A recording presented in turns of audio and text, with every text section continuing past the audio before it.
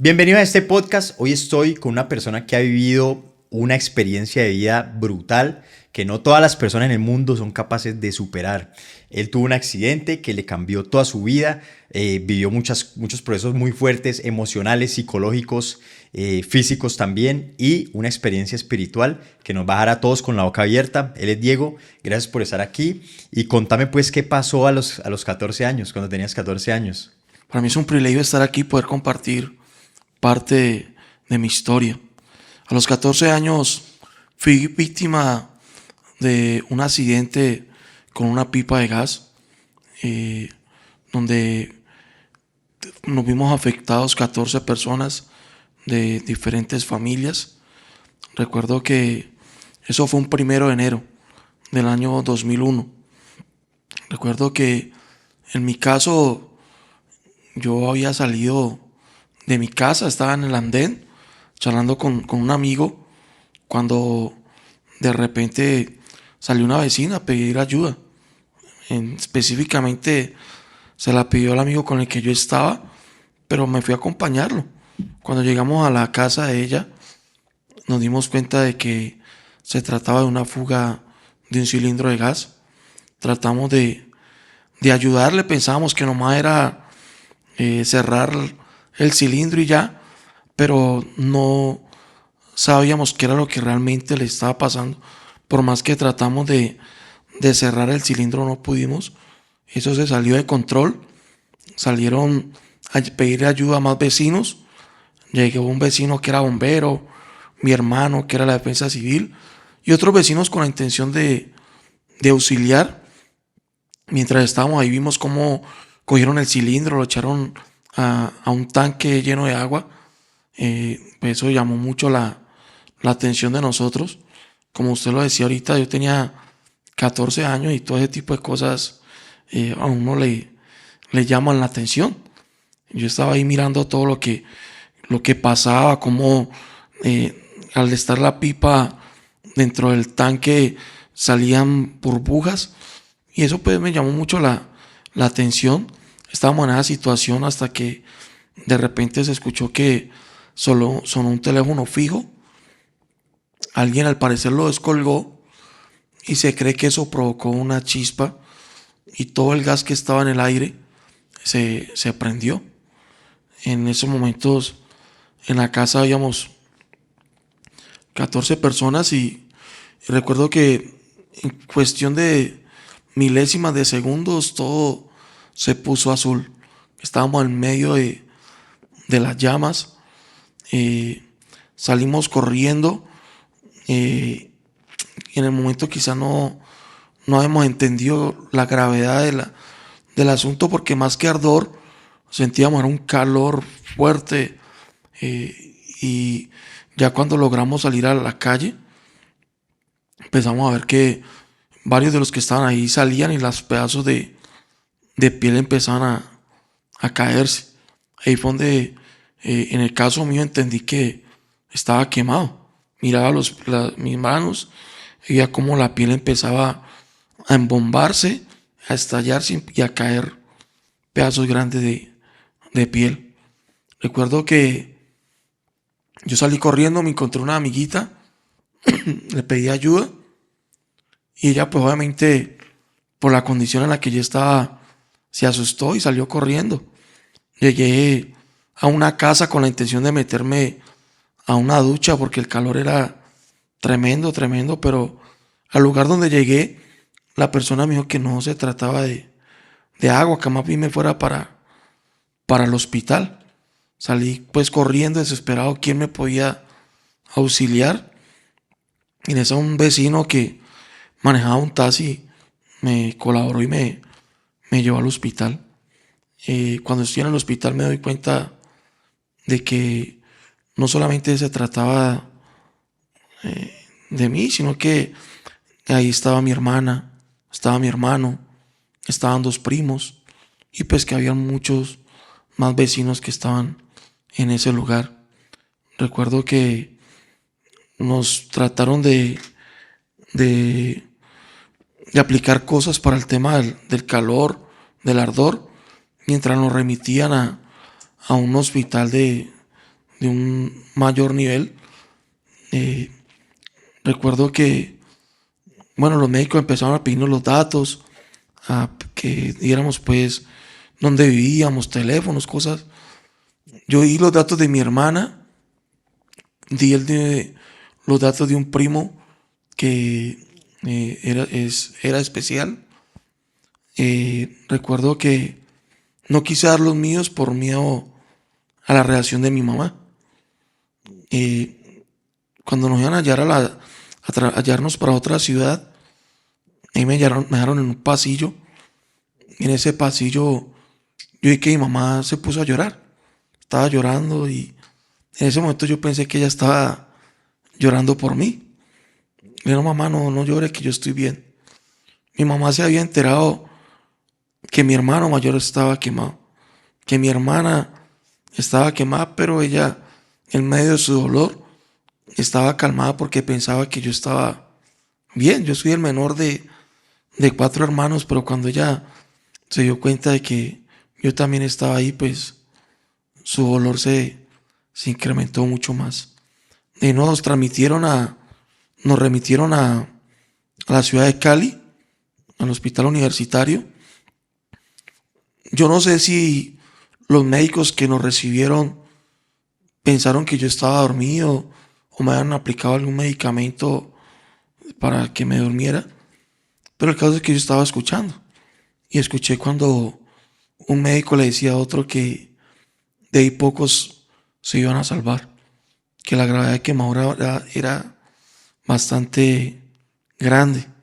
Y pues para mí fue muy duro escuchar eso, porque si quizás en ese momento yo le hubiera hecho caso a mi mamá cuando me dijo, hijo, no salga, quédese acá, quizás no hubiese pasado por lo que pasé, pero pues en ese momento en medio de rebeldía y de tantas cosas que uno pasa como adolescente, lo que menos quise fue escuchar a mi mamá y llegué pues a ser víctima de ese accidente tan fuerte para nosotros como familia. Horas antes del accidente estábamos celebrando la fiesta de fin de año.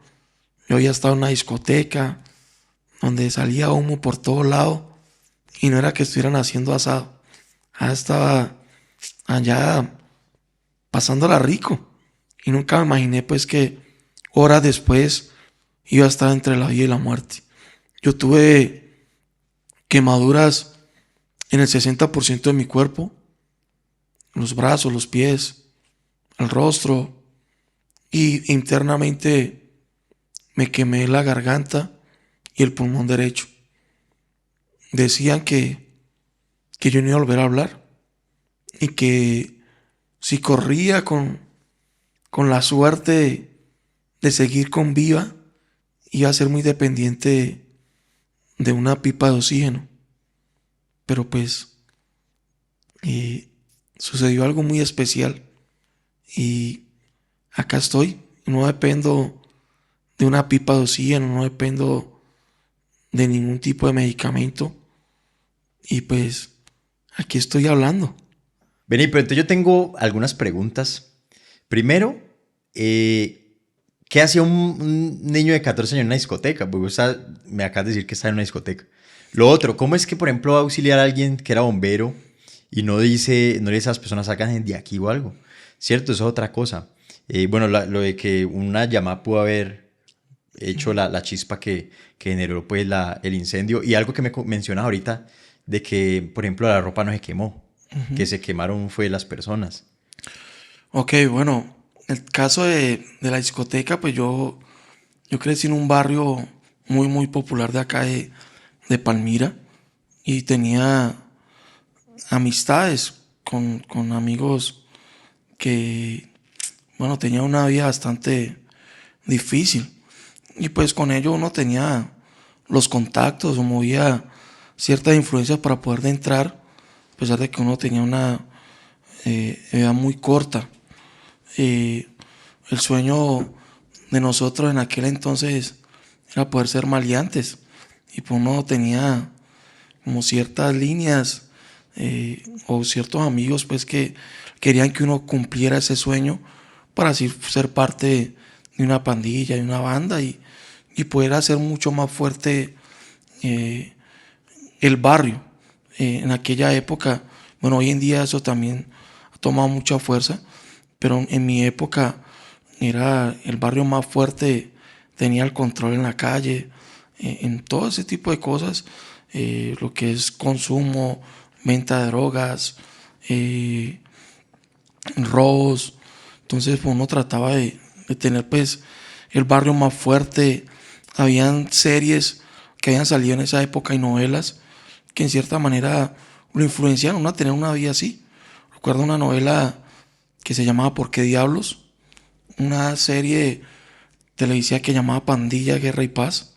Entonces uno, ese era como el modelo para uno. Uy, si yo podía ser así, bacano, uno ser como tal actor, como tal actor. Y pues así uno se fue inclinando. La pregunta que me hacías, ¿por qué el bombero no sacó a la gente? Él sí hizo el llamado y dijo que todos nos saliéramos. Obviamente él no podía detenerse a sacarnos a todos porque o era la emergencia de la pipa que estaba a segundos, a minutos de estallar, o sacarnos a nosotros. Obviamente la prioridad ahí era la pipa y pues al estar la pipa botando gas con tanta fuerza se hizo más pesada. Él necesitó ayuda de más vecinos para poderla llevar hasta el tanque. Entonces, él hizo pues, al punto de vista de nosotros, lo más correcto. Ya fue parte de nosotros que quisimos quedarnos allí. La curiosidad, el estar enterados de qué iba a pasar, en cierta manera nos llenó de seguridad saber que estaba un bombero. Uno dice, hay un bombero, no va a pasar nada porque pues él sabe lo que tiene que hacer. Pero pues nunca nos imaginamos que eso iba a pasar. Es más, él controló la pipa para que la pipa no explotara. Y se dijo que ya gracias a Dios no iba a pasar nada. Y en ese momento todo el mundo se reía, estábamos contentos, ya casi que celebrando, cuando sucedió el tema del teléfono y se cree que eso fue lo que provocó la chispa. Y ahí ya nos prendimos. Eh, Sucede algo con la llama del gas y es que es muy parecida a la del alcohol. Cuando es una llama azul que a la luz del día no se ve. Usted puede estar ardiendo en llamas, pero la gente no echa de ver la llama azul.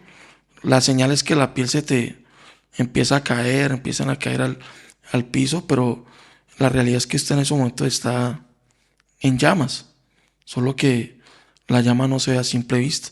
Yo recuerdo que cuando llegué a la casa, donde te dije que quería pegarme el duchazo para quitarme ese calor, recuerdo que yo iba desesperado y asustado porque pues, yo ya veía que me estaba quemando.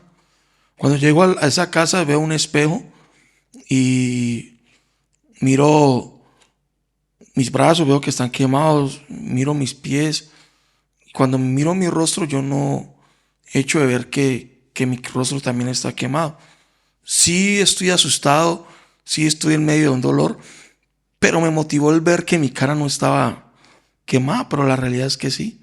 Ahí se me quemó se me estaba derritiendo la oreja y pues gracias a Dios que en el momento no eché de ver de eso.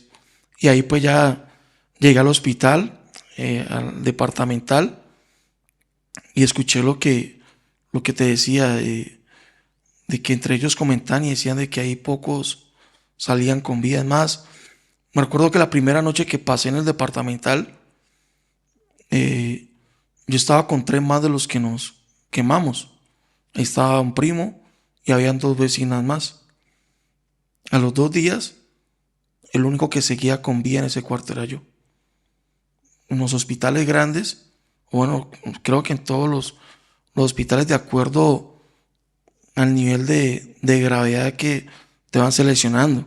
Está en la sala de cuidados intensivos, está la sala de observación, está la sala de UCI, bueno, está...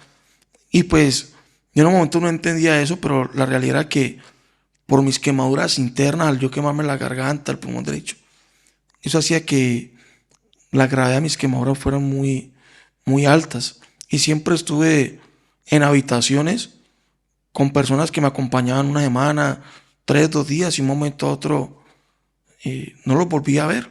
Era porque perdían la vida.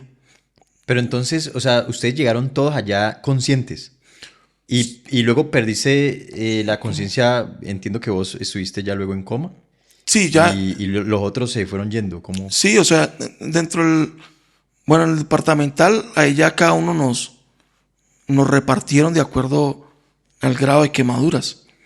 Eh, yo estuve con 3 de los primeros que murieron. De 14 que nos quemamos, murieron 5.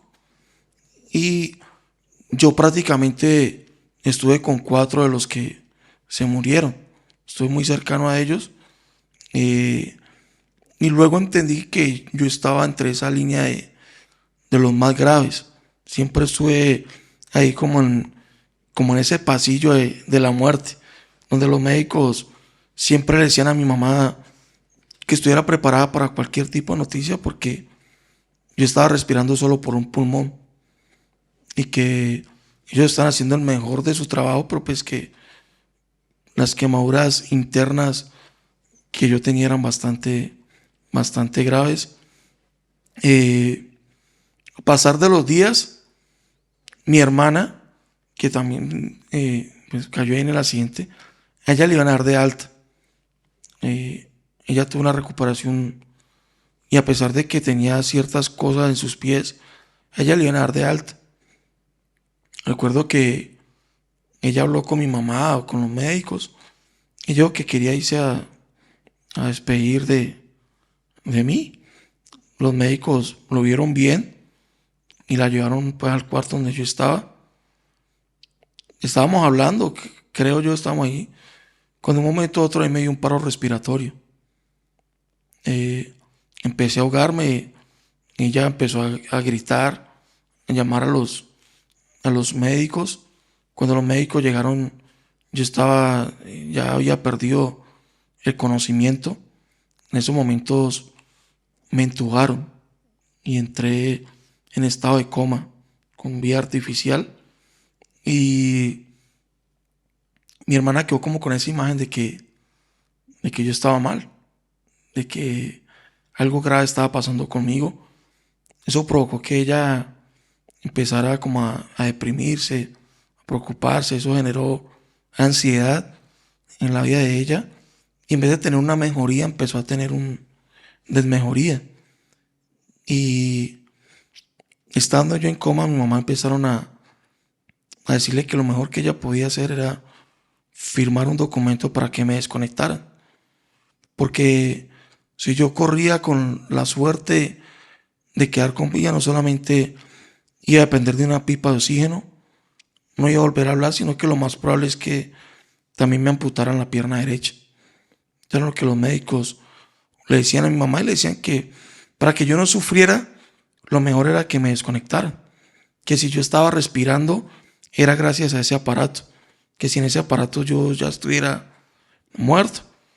Los médicos le decían a mi mamá que cada rato me tenían que reanimar porque yo podía estar estable y un momento a otro todos esos aparatos empezaban a sonar y era que me estaba muriendo. Eh, Estando en esa situación, mi hermana empezó a decaer, al punto en que de ser la mejor que estaba de nosotros, que ya le iban a dar de alta, le dio un paro cardíaco y falleció. Ya murió yo estando en coma y si hay algo que ha golpeado mi parte emocional fue el no haber aprovechado el tiempo que estuve con ella. Ella fue muy especial conmigo, me dio grandes regalos. Nosotros venimos de una familia muy, muy humilde, al punto en que en la época de nosotros se pagaban matrículas para poder estudiar. Todavía no había educación gratuita. Y ella sacrificó su estudio para que me dieran una mejor educación. Yo nunca la agradecí por eso. Nunca la valoré como Hermana, no recuerdo haberle dicho lo mucho que la amaba. Y bueno, cuando me di cuenta que ella ya no estaba, fue un golpe emocional bastante duro. Mi mamá va a la entierra sabiendo que dos de sus hijos aún siguen estando en el hospital y que lo más probable es que para ella no va a ser el primer entierro, sino que van a haber más. Nosotros, bueno, habíamos tenido la pérdida de un primo, que fue un golpe duro para la familia, y ya era el golpe de mi hermana. Cuando mi mamá entierra a mi hermana, se queda como una semana recobrando fuerzas, llenándose de ánimo, vuelve al hospital y se da cuenta de que mm, yo había botado la mayoría de los líquidos de mi cuerpo. Pasé de pesar 55, 57 kilos a pesar 25, 26 kilos. Era un esqueleto en una camilla. Y el médico le dijo a mamá que lo mejor que ella podía hacer por mí era firmar, que fuera consciente de que si mi hermana estando aún mejor había muerto, pues yo estaba mucho más grave y que si mi hermana había muerto, lo más lógico era que yo también iba a morir. Pero mi mamá siempre tuvo esa fe, esa esperanza de que algo especial podía pasar en mi vida. Mientras todo eso pasaba como en la vida natural, yo en coma empecé a tener una serie de sueños que empezaron a tocar mi parte emocional y espiritual. Yo recuerdo que en el sueño yo siempre anduve con una persona. En ese entonces no sé por qué nunca la pude mirar a la cara. Era un respeto grande hacia él y sabía que andaba con él, hablaba con él, pero nunca me atreví a mirar. Y esta persona empezó a mostrarme todo eso lo que uno hace como en lo secreto, que uno dice, uy, los dejé sano a todos.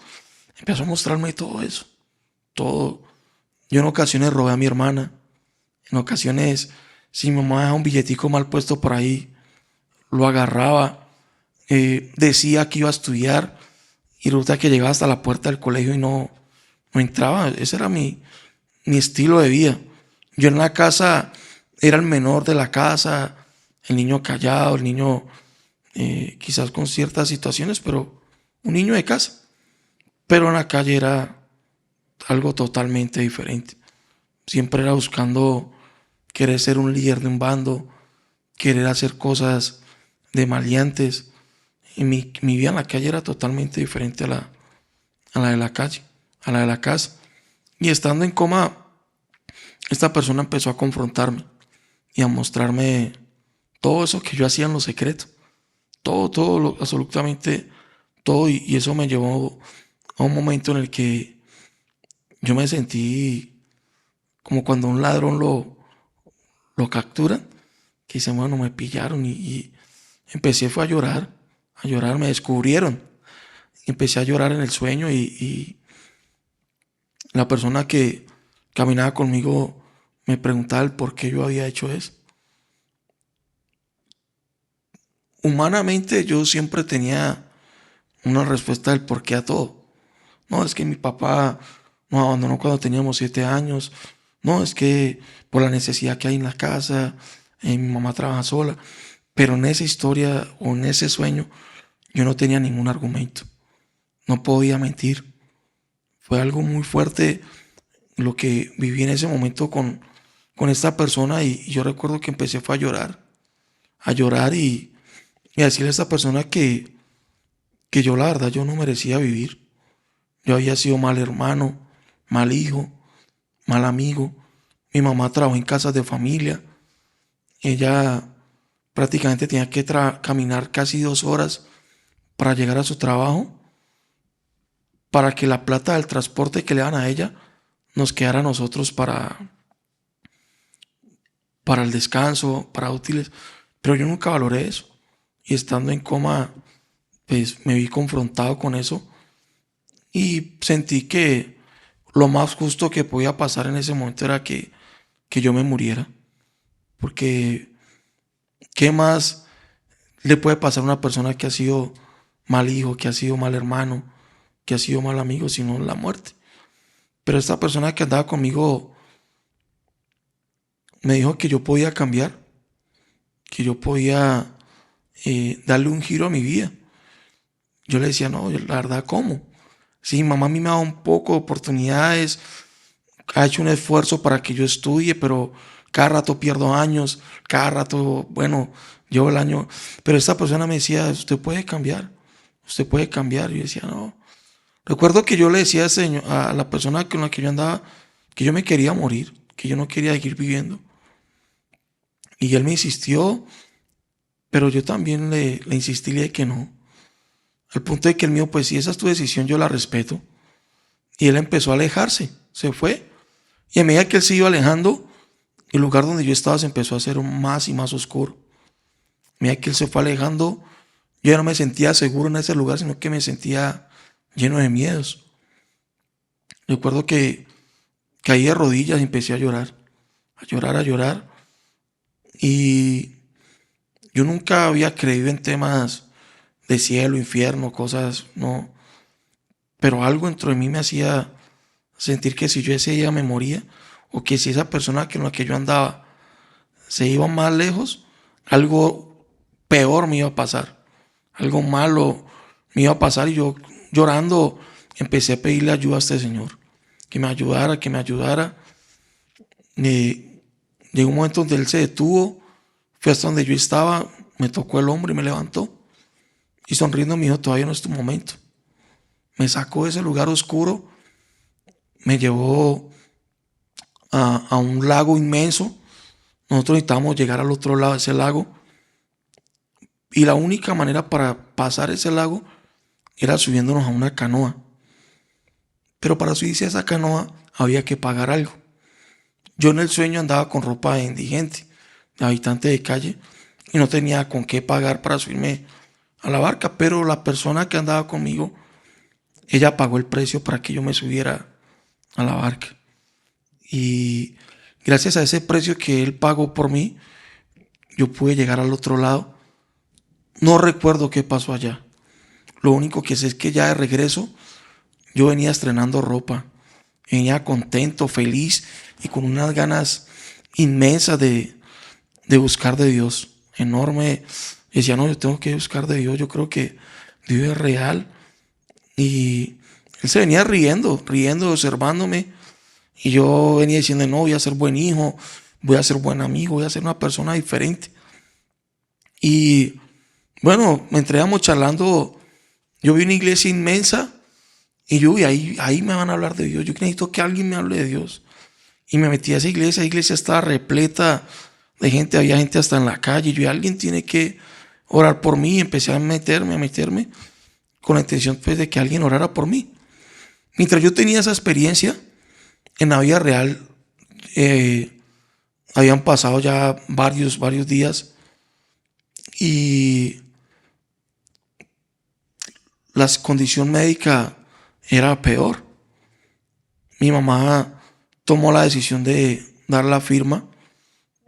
Ella llegó a pensar de que para qué dejarme sufriendo más, que lo mejor que ella podía hacer era firmar y que sucediera lo que tenía que suceder. Al ella firmar, en la ciudad, pues todo el mundo sabía que si me desconectaran, lo más probable es que yo me muriera. El alcalde de la ciudad le dijo a mi mamá que no se preocupara por los gastos funerarios, que la alcaldía iba a correr con los gastos funerarios. Mi mamá llegó al departamental a darme el último adiós. Y mientras esto sucedía, yo estaba en el sueño. Llegué hasta la parte de adelante del altar. Y para mi sorpresa, cuando llegué allá, el que estaba predicando esa noche en ese lugar era yo. Yo te digo algo, por la vida que yo llevaba, al último lugar donde me gustaría haber llegado era una iglesia. Pero ahí Dios me llevó Y cuando yo me veo predicando, a mí eso pues, me impactó mucho. Recuerdo que yo cerré los ojos y el que estaba predicando, o sea, yo, se acercó y me puso la mano encima y empezó a orar. En la vida real me acaban de desconectar. En la vida real, el hospital había llevado a un sacerdote y me estaban echando los santos óleos y están ahí en el proceso. No sé cuánto tiempo pasó. Ya estaban llenando el acta de difusión. Cuando de un momento a otro empecé a respirar y abrí los ojos. Ya no estaba en el sueño, en esa iglesia donde alguien estaba orando, sino que ya estaba en el hospital. Los médicos corrieron a estabilizarme eh, y sorprendidos. Para ellos lo que había pasado en esos momentos era un milagro. Era un milagro. Me estabilizaron. Los médicos le dijeron a mi mamá que qué bueno que yo no, que yo ya estaba, que había abierto los ojos. Pero le dijeron, vamos a sacarle un examen para saber si le cortamos la pierna abajo de la rodilla o arriba de la rodilla. Yo creo que yo en el sueño había tenido un encuentro con Dios. Creo que el que caminó conmigo en ese sueño no era cualquier persona, era mi creador, que me dio una nueva oportunidad de vivir. Y por la amistad que él me regaló en ese sueño, empecé a orar, a hablar con él, a pedirle que me ayudara, que si me había dado la oportunidad de seguir viviendo, que yo quería ver más milagros. Cuando me sacaron el examen de la pierna, para ver si me la cortaban abajo de la rodilla o arriba de la rodilla, para la sorpresa de los médicos, la infección había desaparecido. Y no tuve la necesidad de que me amputaran. A mí cada 3, 4 días me llevaban a sacarme radiografías por los pulmones para ver cómo estaba el que no estaba quemado. Y cada 3, 4 días me llevaban a ese lugar. Y un día recuerdo que me sacaron unas radiografías. El médico, bueno, me llevan a la habitación. Como a la hora vuelven, y me sacan otra radiografía. Al rato aparecen un poco de médicos con radiografías y me miraban y decían, sí, es él, en él, y me miraban. Y de repente uno de ellos coge unos aparatos y me hace sentar y me dice, respire. Empecé yo a respirar. Me decía, toma aire. Yo tomaba aire, bota aire, yo bota. Y se cambian entre ellos los aparatos. Y era que esas radiografías ya no mostraban un pulmón quemado o un pulmón lleno de gas, ya mostraban un pulmón completamente sano. Y decía que iba a depender siempre de una pipa de oxígeno, pero para mí Dios hizo un milagro sobrenatural y ya no tengo necesidad de nada de pipas de oxígeno. Decían que no iba a volver a hablar y mira, aquí ya estoy Sí, aquí está hablando, aquí está caminando. caminando y bueno, viviendo esta experiencia tan bonita que Dios me ha regalado. Recuerdo que ahí en el hospital yo le hacía poco de promesas a Dios, que yo iba a ser diferente, que mi vida iba a ser diferente, que yo le iba a servir a Él, que Él iba a ser prioridad en mi vida. Y empecé a ver mejorías. Lo que iba a tornar meses, terminó convirtiéndose en días. Y llegó el momento en que me iban a dar de alta. Y en ese momento no sabía lo que había pasado con mi hermana. No te No habían dicho. sabía, no. Por temas de salud emocional, no me habían dicho. Porque, pues bueno, cuando uno está en situaciones tan duras de salud, los médicos evitan que uno se dé cuenta de ese tipo de acontecimientos. El último día que yo estaba en el hospital, llegó una psicóloga y me dijo que si yo me quería ir para mi casa. Y obviamente yo le dije que sí. Le dije, claro, eso es lo que yo más quiero. Eso es lo que yo más deseo. Y ella me dijo, listo.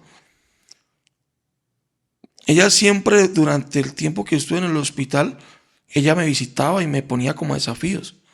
Si tú dejas que te curen, te dejamos ir para tu casa. Si tú dejas que te hagan tal cosa, te... Y si ella llegó y me dijo, si tú pasas esta última prueba, hoy mismo te vas para tu casa. Pero si no la pasas, te vas a quedar aquí mucho más tiempo. Y yo contento, y no, póngame la prueba que sea, que yo me quiero ir para mi casa. Y ella se sentó con varios recortes de periódico con una familiar y empezó a mostrarme retazos de periódicos donde narraban lo que había pasado. En el primero decía que una fuga de gas en el barrio Berlín, y bueno, se lo tomé normal. En el segundo me di cuenta que mi primo había muerto y que con mi primo el mismo día había muerto también otra vecina. Y eso fue duro. Empecé a llorar. Le tenía un gran estima a mi primo. Lloré un buen tiempo. Y la muchacha me decía, bueno, tienes de fuerza porque va a perder el examen. No, no, tranquila, ya, yo estoy bien. Y cuando me mostró otra prensa, había muerto otro vecino. El fin es que la última prensa era donde estaba la noticia de mi hermana. Ahí perdí el control. Ahí empecé a darle puños a la camilla, a llorar como nunca recuerdo haber llorado. Fue duro, fue duro. Vuelvo y te digo, yo no recuerdo haberle dicho nunca a mi hermana lo mucho que la amaba. Y eso para mí fue duro, muy duro. La psicóloga me dejó llorar como, yo creo que una hora o media hora, un buen tiempo. Me dijo, yo te voy a dar un tiempo, pero necesito que te recuperes. Para mí fue tan duro, mi hermano. Yo digo que la vida nos da tantos momentos tan especiales con las personas que más amamos y a veces la desaprovechamos tan fácil. Hoy en día, con el tema de los celulares, yo veo que las familias supuestamente se reúnen, pero no hay unidad. Todo el mundo está pegado ahí el tema y oír palabras como te amo, eres importante para mí. Hoy en día escasean mucho. Y eso me pasó a mí.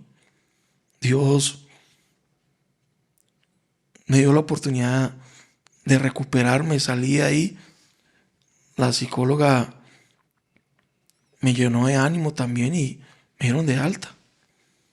Llegué a mi casa, yo compartí habitación con mi hermana y me tocó llegar y ver una cama vacía.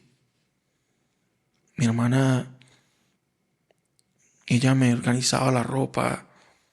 eh, bueno, yo me di cuenta que hizo tantas cosas por mí, pero por estar queriendo impresionar a la calle, impresionar a la gente de la calle, descuidé una de las cosas más valiosas que el ser humano tiene, que es la familia. Eso me pasó. eh, Fue muy duro la parte emocional. Ese día yo tenía una sobrinita, tenía 1 año, y apenas ella nos miró, a mi hermano y a mí, como llegamos todos vendados. Yo recuerdo que la ambulancia llegó y la mayoría de ambulancias tienen los vidrios polarizados. Entonces uno puede mirar lo que pasa afuera, pero lo afuera. Y la niña tenía 2 años, yo creo, 2 años, 1 año. Y ella estaba ahí como a la expectativa de mi tío llegó, mis tíos llegaron. Cuando abrieron la puerta y mi sobrina nos vio, abrió los ojos y lo primero que dijo, Coco, Coco, Coco, y empezó a... Eso también fue duro. Yo me imaginé que al llegar a mi casa iban a estar todos mis parcelitos, todos mis panas ahí. Yo me daba pancartas, bienvenido a casa. Pero lo único que me esperaban era mi familia.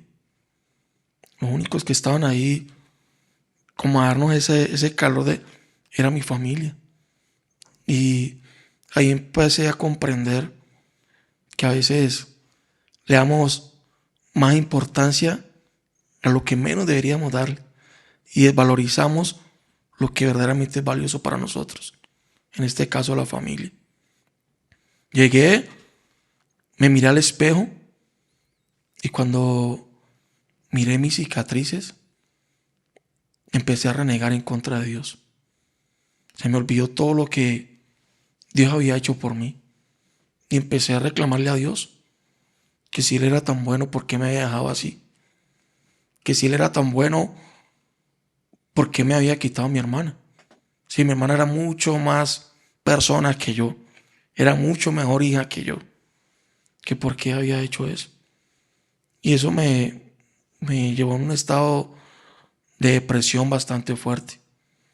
Yo vivía llorando, tenía una noviecita, me visitó una vez, creo que un par de veces y ya nunca más volvió.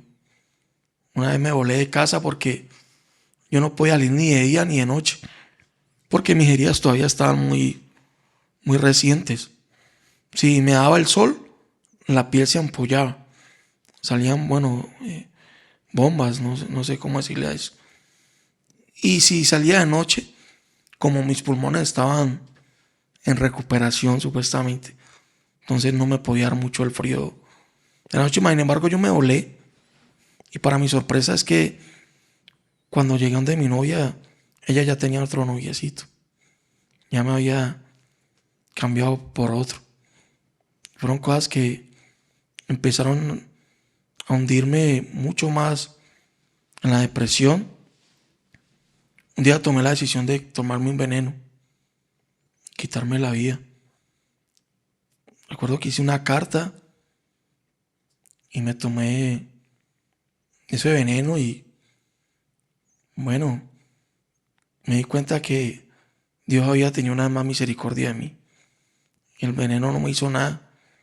Lo único que hizo fue pulgarme.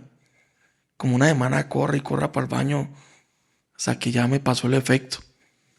Quise ir a una iglesia para que alguien orara por mí. Y en esa iglesia me atendieron tan bien, mi hermano. Me dieron bienvenida. Que yo salí enojado allá porque sentí que habían tenido lástima de mí por la buena atención que me habían dado. Quise volver al colegio. Cuando llegué al colegio, es como cuando un famoso llega a un centro comercial o algo. Todos salieron corriendo a querer ver cómo yo había quedado, a ver cómo estaban mis brazos, cómo estaba mi cara. Que la rectora me tuvo que encerrar en su oficina y por micrófono hacer una reunión con todos los estudiantes y decir que yo había regresado, que mi intención era estudiar, pero que supieran que yo llegaba en una condición diferente a la de antes. Yo sé que la rectora lo hizo con la mejor intención, pero yo al escuchar eso yo decía, me tienen lástima, me tienen lástima. Y yo no quiero que me tengan lástima y eso me llevó a hundirme más en la depresión. Recuerdo que ese día entré al salón, todo el mundo me miraba, pero apenas salí del colegio, yo lo único que quería era quitarme la vida. Quitarme la vida. Vivía enojado con Dios. Y recuerdo que en esa ocasión me conseguí un arma, un 22, y yo con esta me pegué un tiro. Pero yo quiero acabar. La persona que me lo dio sin munición. Yo dije, no hay problema, yo consigo la munición en algún lado. Y por ahí conseguí otra persona, le dije que me diera la munición y me dijo, no, pero necesito que me preste el arma para medir cuál le queda buena. Y le dije, listo, hágale, y le pasé el fierro, le pasé el arma al muchacho, el man se fue. Y el man me robó, nunca más volvió. Yo quería quitarme la vida, pero yo te digo algo, mi hermano. Cuando en uno hay un propósito grande, yo creo que Dios hace de todo para que ese propósito se cumpla en la vida de uno. En el caso mío, yo quería quitarme la vida y acabar, pero Dios quería que su propósito se cumpliera en mi vida. Y siempre estuvo ahí guardándome, siempre estuvo ahí protegiéndome. Volví a una iglesia y en esa iglesia todo el mundo me ignoró. Nadie me habló, nadie me saludó. Yo no, en esa iglesia son los maleducados, a él lo discriminan a uno. Yo no vuelvo a esa iglesia. Y recuerdo que lo último que pensé fue en ahorcarme. Me di cuenta que era inmune al veneno, que las armas salen caras y por eso se las roban a uno. Y yo no, pues me voy a ahorcar.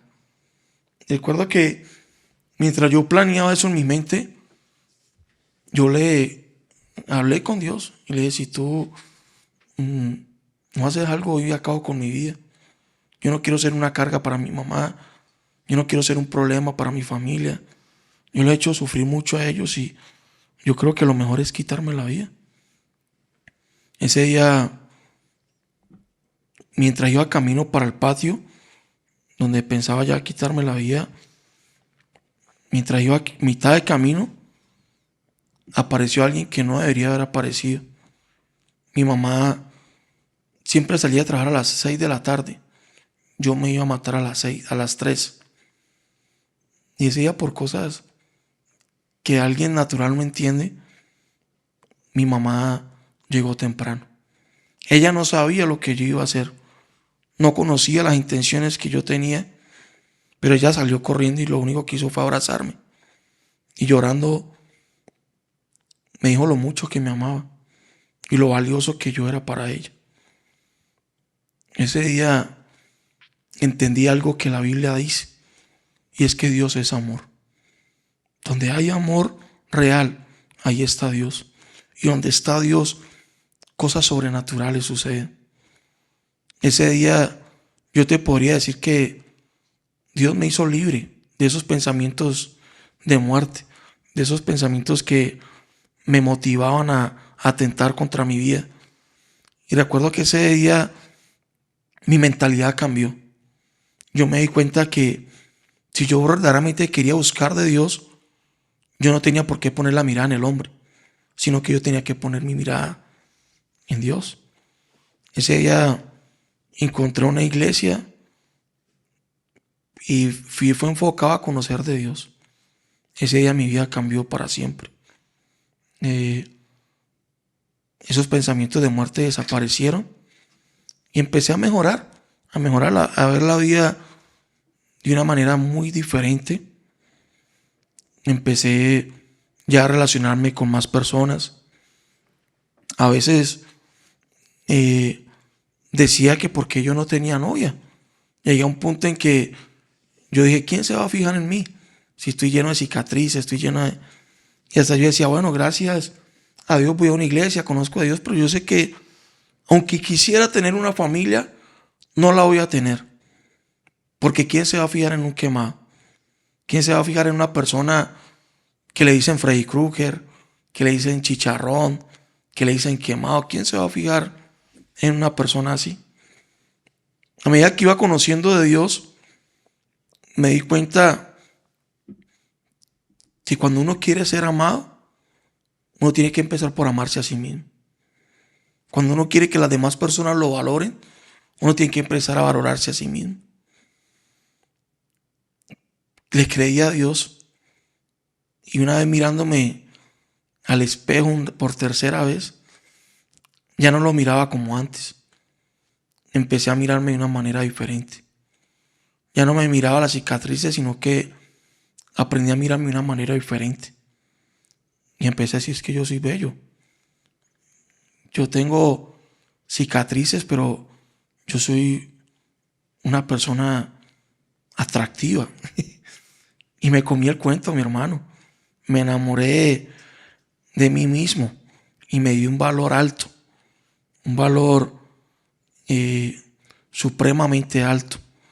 Yo normalmente caminaba cabizbajo y cuando cambié mi mentalidad ya miraba de frente y sonriente. Y sucedió lo que creí que era imposible. Una mujer se enamoró de mí. Como decimos por acá, se tragó de mí. Yo me enamoré de ella. Nos hicimos novios. Ya este año cumplimos 16 años de casados. Tengo 2 hijos. uno de 14 y una niña de 7 años. Cuando mi hijo nació y empezó a crecer, yo empecé a tener miedos. Yo dije, cuando a mi hijo le pregunten por qué su papá es así, ¿qué irá a decir él? Recuerdo que el primer año yo evitaba ir y mi esposa era la que iba pero llegó un momento en el que a mí me tocó ir. Mi hijo estaba en grado primero y yo llegué con la moto a recoger a mi hijo. Cuando escuché que un compañero le dijo, ay, mira ese señor. Ay, mira ese señor cómo tiene la cara. Ay, mira cómo... Yo recuerdo que yo oí la espalda y se me salieron las lágrimas. Y mi hijo, que en esa época tenía 6 añitos, le dijo al compañero, le dijo, él es mi papá. Y él está quemado, pero yo lo amo así. Él es especial para mí. Y eso fue muy especial para mí. Yo creo que Dios constantemente nos dice lo mucho que nos ama. Pero a veces estamos tan distraídos en otras cosas que nos olvidamos que hay un Dios que nos ama tanto, que nos regala la vida, nos regala la salud y nos permite hacer de nuestros sueños una realidad. Ese día fue especial para mí. Hoy en día hago algo que pensé que era imposible también realizar, y era hablar en público. Yo no era capaz de hablar en público. Hablar como hablo con usted no era algo que para mí era imposible. Pero la Biblia dice que para el que cree todo le es posible. Y hoy estoy aquí compartiendo mi historia. Dios me ha dado la oportunidad de estar en estadios, en coliseos, en charlas, hablándole a muchas personas. He viajado gran parte de mi nación. También he estado fuera de Colombia en un par de veces. Y me doy cuenta de que hay momentos difíciles que le llegan al ser humano, que si el ser humano los sabe aprovechar de la mejor manera, esos momentos difíciles se van a convertir en la plataforma para tú llegar lejos. Aquí me tenés, ya todos se han dado cuenta, yo creo que los que nos están viendo me tenés callado. Yo siempre suelo participar mucho con los invitados, pero me tenés así en un revolcón emocional porque muchas de las cosas que has contado ahí, que las has contado súper bien, lo que pasó, y has dejado muchos mensajes que yo creo que muchos que te estamos escuchando aquí, pues tenemos que escuchar, teníamos que escuchar. ¿Cómo? Bueno, ya nos contaste bien toda tu historia, estoy aquí pensando y respirando un poco. Eh,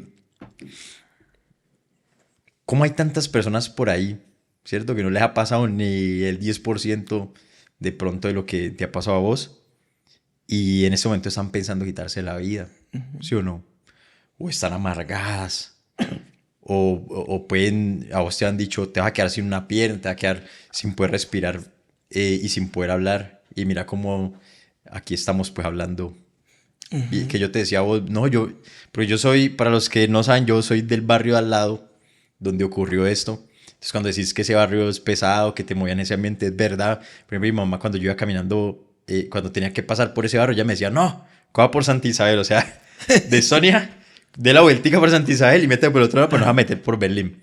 Entonces doy fe de que se vivían todas esas cosas. Y cómo pues hay personas que por la mínima cosa ya quieren tirarlo todo a la basura, ¿no? ¿Qué mensaje de pronto tenés vos para esas personas que en ese momento están pensando en quitarse la vida o dejar todo, tirar todo a la basura? Mira, hoy en día la mayoría de personas le damos valor a lo menos importante. Yo hoy en día veo una sociedad bastante materialista, donde se enfocan en impresionar a los demás, aunque eso les cueste su felicidad. Yo aprendí que para impresionar a los demás y salir adelante, necesitaba impresionarme a mí mismo, necesitaba valorarme a mí mismo y conocer el verdadero amor. Muchas personas cuando uno habla de Dios, de una encierra religión. Yo me di cuenta que Dios es mucho más grande que una religión. Dios no hace acepción de personas. Y Dios siempre está cercano a la persona. El problema es que la persona no quiere acercarse a Él por estar entretenida en cómo impresionar a los demás. Yo conocí a Dios, me enamoré de Dios, aprendí a soñar en Él y hoy en día veo la vida de una manera diferente porque me di cuenta que la palabra amor es mucho más grande que una palabra. Y a esas personas que pasan por o que están pasando por un momento de depresión o están pensando en quitarse la vida, yo les podría decir con mucha seguridad que se den la oportunidad de conocer verdaderamente a Dios. Escucha bien, no una religión, de conocer verdaderamente a Dios. Yo creo que eso, ahí está la respuesta. Yo creo que ahí está la solución. Dios es vida, Dios es amor. Y si le damos la oportunidad a Dios de actuar a favor de nosotros, yo estoy seguro que vamos a salir en victoria.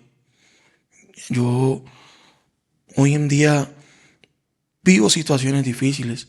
He pasado por momentos difíciles. Si yo te contara que conociendo a Dios, sirviéndole a Dios, en una ocasión me cogí una tractomula. ¿Cómo así? No. Sí. Pero, contanos eso, ¿cómo así, hombre? Yo estaba enamorado de Dios. Estaba en una moto y me metí por un lugar que no debía meterme. La mula estaba haciendo un giro y la mula me encerró. Y las 3 llantas de la tractomula me quedaron pisando los pies. Yo quedé con encima de la moto y la llanta ahí encima. Para poderme sacar tuvieron que mover la mula hacia atrás. Uy. La moto quedó pérdida total. Ese día me llevaron para el hospital y decían de que iba a quedar descaerado, de que iba a tener múltiples fracturas. Pero yo tenía esa fe puesta en Dios. Empecé a orarle a Dios, a creer en Él. Yo sé que Dios sigue haciendo milagros, Dios sigue obrando a favor del ser humano. Y mi hermano ese día me hicieron un poco de exámenes. Ahí estaba el croquis del tránsito y todo. Y cuando me sacaron radiografías, lo único que tenía era una pequeña fisura en la tibia. Y el médico me dijo, ¿fue el que te cogió la mula? Y yo le decía, la sacaste barata. ¿Y cómo fue? Y le conté, el médico aterrado. Y fue un momento duro, un momento difícil, pero un momento donde también vi la mano de Dios. Mira, yo digo que Dios constantemente le habla al ser humano para que el ser humano tome las mejores decisiones en la vida. El ser humano es experto en ignorar a Dios.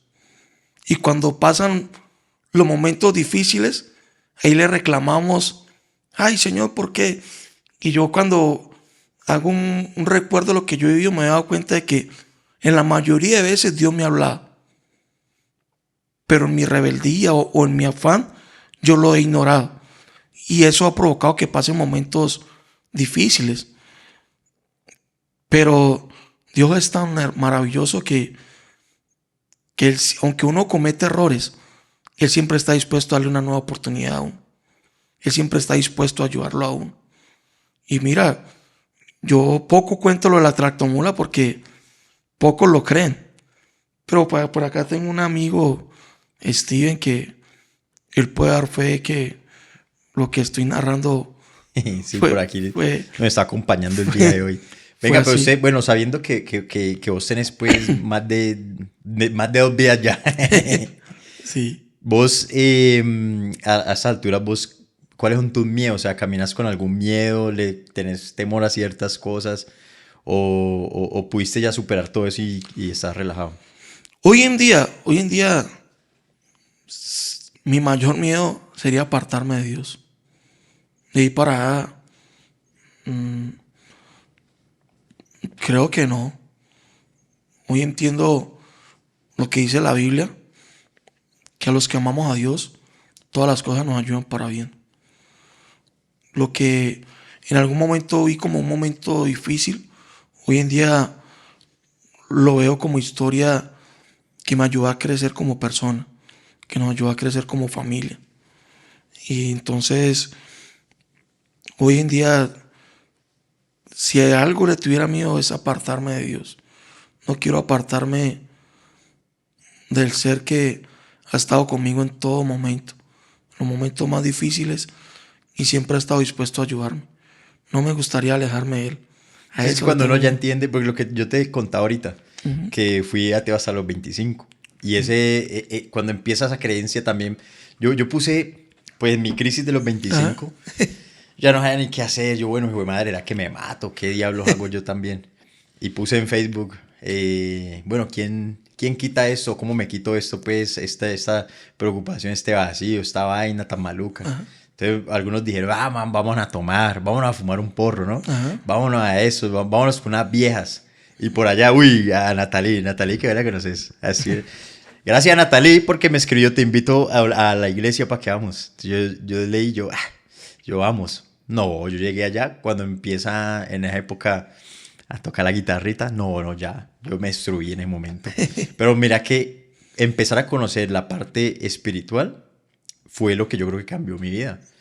Sí, después de que venía yo de esa ceguera que tiene uno cuando no entiende la parte espiritual o no cree en ella.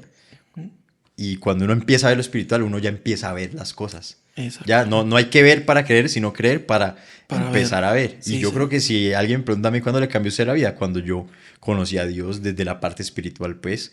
Y ya es muy difícil cuando vos sos consciente de esa parte espiritual, eh, salirte de ahí.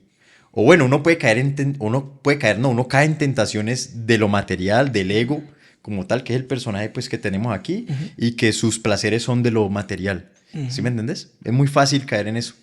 Pero cuando uno ya tiene la fuerza de entender todo desde la conciencia y desde el espíritu, ya usted sabe que soltar eso ya es muy duro. Y a lo bien, qué miedo usted volver otra vez a pensar solo desde la mente, no desde el espíritu, Exactamente. a vivir solo desde la mente, no desde el espíritu, porque esos trofeos que traen, sí, esas ganancias, esos trofeos espirituales que se ganan cuando actúas desde la conciencia son mucho más o sea, llenan mucho más tu ser que los trofeos materiales que vos vivís desde el ego. ¿Cuál es un trofeo material? Ah, la parte de la euforia, la Ajá. rumba, estar con las viejas que vos querás. ¿Sí me entiendes? Son trofeitos ahí mentales que te dan un momento de euforia, pero eso se termina y eso es vacío. A la final terminan en un vacío. Cuando uno se llena más de propósito, vive en un propósito, un agradecimiento de alguien que te dice, porque a mí me ha pasado, y dice, uy, mira, vos montaste un video hablando de tal cosa, montaste una historia y nos enseñaste tal cosa, montaste un libro y me lo leí, cambió mi vida. Ese trofeo, ese agradecimiento a esa persona te llena mucho más que las viejas que sean, que el licor que sea, que las rumbas que sean. Entonces, Exactamente. las personas tienen que tratar de enfocarse en caminar en esa parte más espiritual que mental. Exactamente. De verdad que, bueno, yo aprendí que eh, vivir en Cristo es ganancia. Es ganancia y cuando uno se da la oportunidad de conocerlo verdaderamente a Él, se da cuenta que Él es lo más valioso y que Él te puede dar mucho más de lo que uno se imagina. Como te decía ahorita, yo nunca imaginé hablar en público. Nunca me imaginé, yo en mi adolescencia, como te digo, yo vengo de una familia muy humilde. Yo vendía bonai en los semáforos para ayudarle a mi mamá, para pagar arriendo, para pagar servicios, alimentación. Y hoy en día ver lo que Dios está haciendo en mi vida, lo que Dios está haciendo en mi familia, lo que yo le puedo brindar a mis hijos, de verdad que entiendo que en mi fuerza no lo había podido lograr. Dios ha sido ese buen pastor que ha provisto para cada una de mis necesidades y me siento contento, privilegiado y orgulloso de decir que soy temeroso de Dios, que amo a Dios y que mi sueño más grande es caminar siempre de la mano de Él. Diego, muchas gracias, hombre, por todo este mensaje. Me dejó caer, no, la mayoría del tiempo que estuvimos hablando sin palabras. Yo creo que muchos aquí también estaban contentos escuchándote y muy concentrados. Muchas gracias por darnos este mensaje de esperanza también para muchos, de saber que puede salir pues de cualquier adversidad, sea física, sea espiritual, sea material, sea lo que sea. Gracias a usted por la invitación y bueno, eh, Dios permita este mensaje pueda llegar a muchas personas y ser de bendición para cada uno de ellos. Muchas gracias. Muchachos, si a ustedes les ha gustado este podcast, compártanlo, compártaselo a una persona que usted sienta que necesita escuchar esta historia. Muchas gracias a todos por haber llegado hasta el final. Recuerden agradecer a los patrocinadores de este podcast, yendo a revisar qué servicios, qué productos ellos comercializan, y si ustedes necesitan alguno de ellos, pues los pueden adquirir. En la descripción están todos los patrocinadores. Está también el Instagram de Diego para si quieren hablar con él, quieren dejarle un mensaje, ahí se los dejo también. Y nos vemos en un siguiente episodio.